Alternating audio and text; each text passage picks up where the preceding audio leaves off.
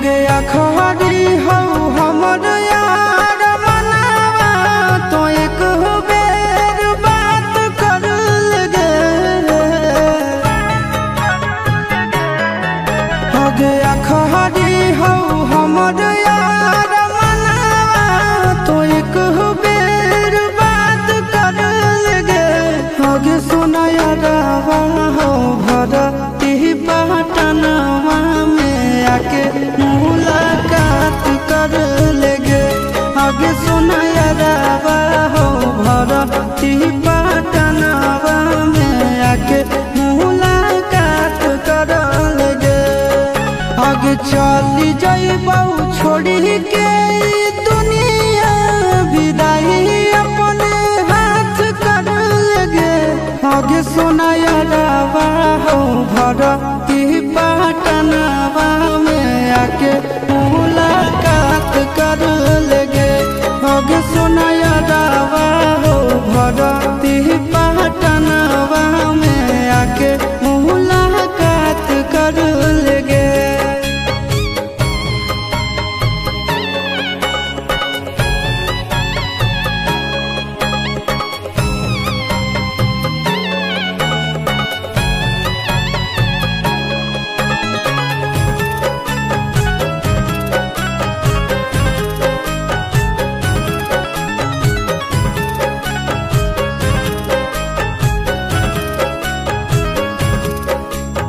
मरे घर पनिया पिलाई दी है जान गे।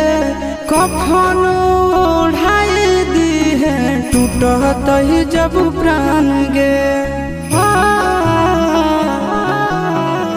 मरे घर पनिया पिलाई दी है जान गे। कफन ओढ़ाई दी है टूटत ही जब प्राण गे। आगे हमारा से तोरा जाती प्यार होता भेंट साक्षात कर लगे। आगे सोना यारवा हो भरती पटनवा में आके मुलाकात कर लेगे।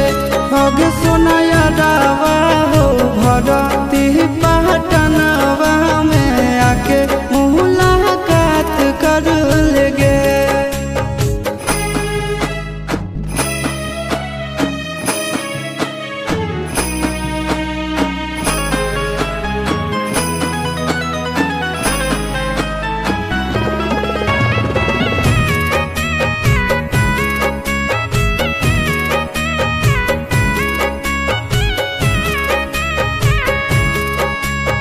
डॉक्टर जवाब दिल के बुलावा मौत के।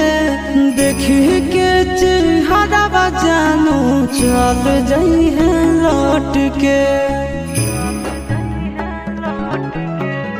डॉक्टर जवाब दिल के बुलावा मौत के।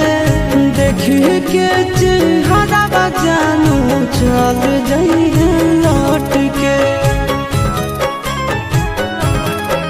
आगे अमन आलम गेला आशीष नंदन से औरी विश्वासघात कर लगे। आगे सोना यारवा हो भरती पटनवा में आके मुलाकात कर लेगे। आगे सोना यारवा हो भरती